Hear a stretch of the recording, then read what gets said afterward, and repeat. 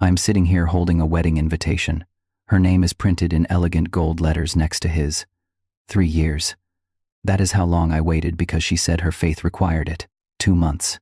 That is all it took for her to sleep with Gregory, her wealthy coworker. Now they are engaged, and last night she sent me 15 text messages begging me to take her back. The woman who made me feel like a fool for respecting her boundaries now wants to crawl back into my life because her perfect rich guy turned out to be not so perfect after all. But I am done being her backup plan. Before we dive into this story, I would love to know where you are watching from. Drop your city or country in the comments below, and if you appreciate real talk about relationships and betrayal, hit that like button and subscribe to the channel. Trust me, what you are about to hear will show you why patience does not always mean loyalty, and why moving on is sometimes the greatest revenge. Now let me take you back to where this all started. I met Diane 5 years ago during a volunteer event at Riverside Park. It was fall and the leaves were turning those brilliant shades of orange and red that make you remember why you love autumn. I was helping set up tables for a community fundraiser when I saw her organizing a group of kids for a nature walk. She was an elementary school teacher, and watching her with those children, I could tell she genuinely cared. There was something about her gentle manner, the way she listened intently when people spoke, that drew me in. I am a software engineer, more comfortable with code than conversation, but something about Diane made me want to try. Our first date was at a small cafe downtown. We talked for 4 hours straight, and I cannot remember the last time I felt that connected to someone. She told me about her work, her dreams of making a difference in kids' lives, and her strong religious faith. I admired her convictions, even though I was not particularly religious myself. Over the next few weeks, we went hiking, attended church events together, and I slowly started building what I thought would be my future with her.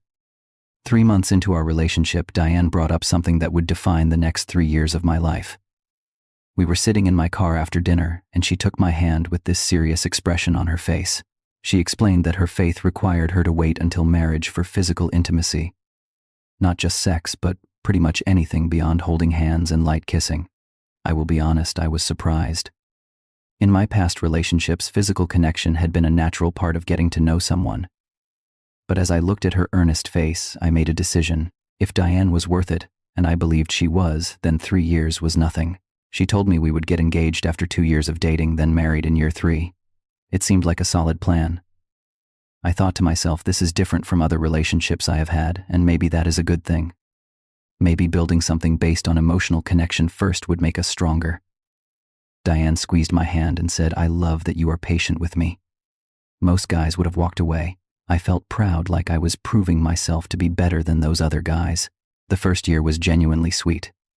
We built what I thought was a rock-solid foundation. I met her family during Thanksgiving, and they welcomed me with open arms. Her parents loved that I respected their daughter's values. Diane and I would spend hours talking about our future.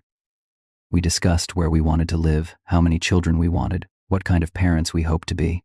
Every conversation made me more certain that waiting was the right choice. I was not just dating Diane, I was investing in our future together. The second year brought subtle changes. I started feeling the pressure of waiting, though I never admitted it to her. Friends would make jokes about my situation, and while I laughed them off, part of me wondered if I was being naive. But Diane would look at me with those trusting eyes and say, "Thank you for loving me the way you do, for not pressuring me."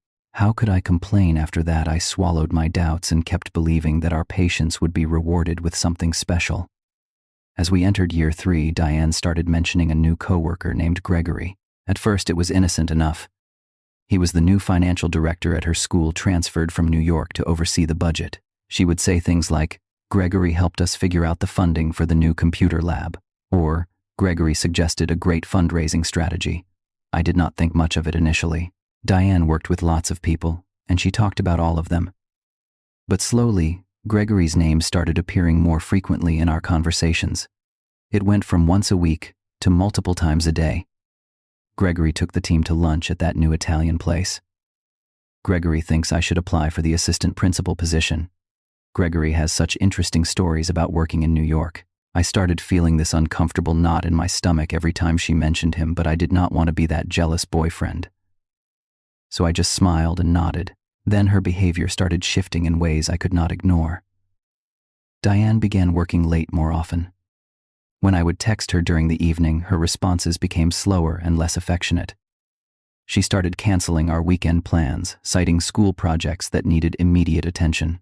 I noticed she was dressing differently for work too, wearing outfits I had never seen before, taking more care with her makeup and hair. One day, I surprised her by showing up at school to take her to lunch, and I saw her in the hallway with Gregory. They were standing close, laughing about something, and the ease between them made my chest tighten. That evening, I asked her, "Is everything okay with us?" She gave me this distant look and said, "I am just stressed with work, Elton. Do not read into everything." But I was reading into it because something was definitely wrong.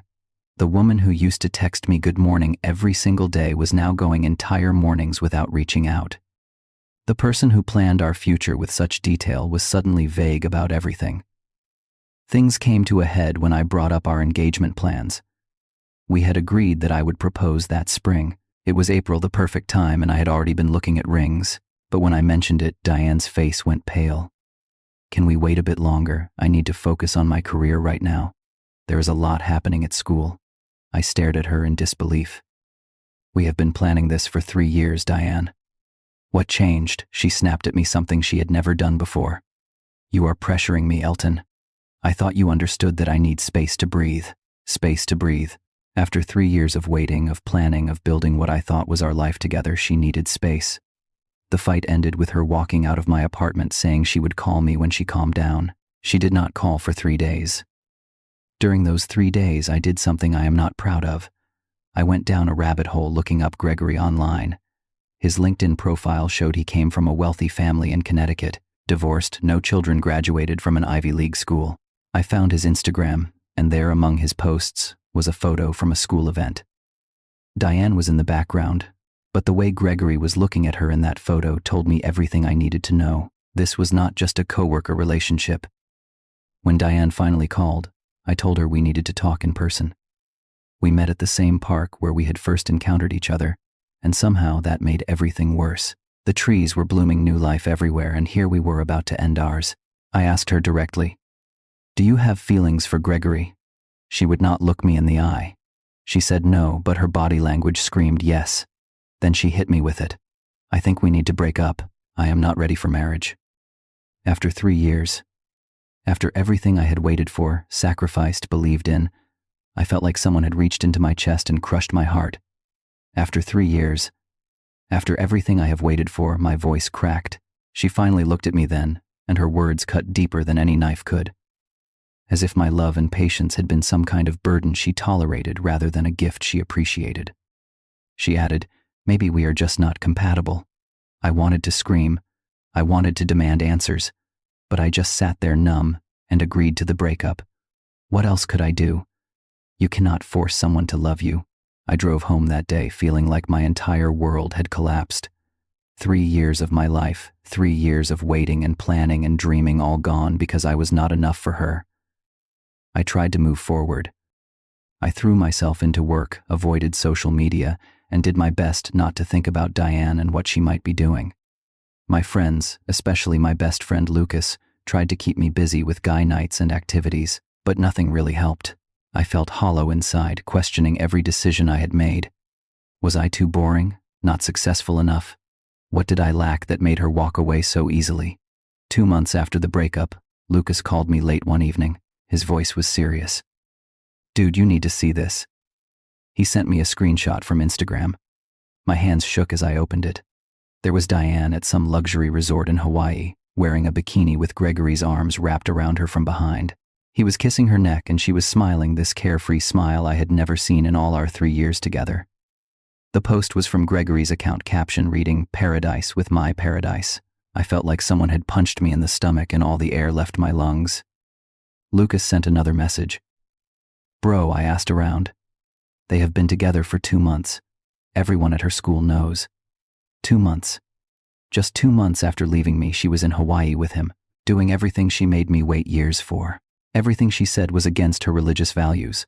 All of it had been a lie, or at least it had been a lie when it came to me. I called another mutual friend, someone who worked in education circles. She confirmed it. "Yeah, Diane and Gregory have been pretty public about their relationship. I heard they are already talking about moving in together." Moving in together. The woman who would not even come to my apartment without keeping the door open was moving in with a man she had known for less than 6 months. The realization hit me like a freight train. Diane did not need 3 years with Gregory. She did not need 3 months. She did not even need 3 weeks. All those rules, all those boundaries, all that talk about faith and values, none of it applied when she met someone who could offer her wealth and status.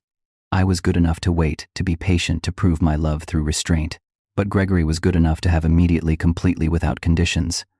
I spent 2 weeks in the darkest place I had ever been. I could not focus at work. I barely slept. I kept replaying every moment, every conversation, looking for signs I had missed. I felt stupid, used, and completely inadequate. The worst part was questioning my own worth. Was I really that insufficient? Did my patience make me weak in her eyes? Was loyalty something only fools practiced? But then something shifted.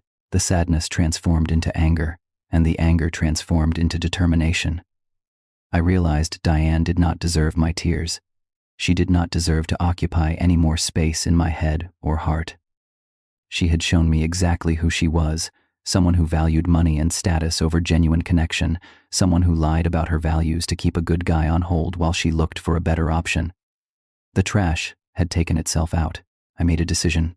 I was going to become the best version of myself, not for her, not to make her regret anything, but for me. I joined a gym and started going every morning before work. I poured myself into my career with renewed focus.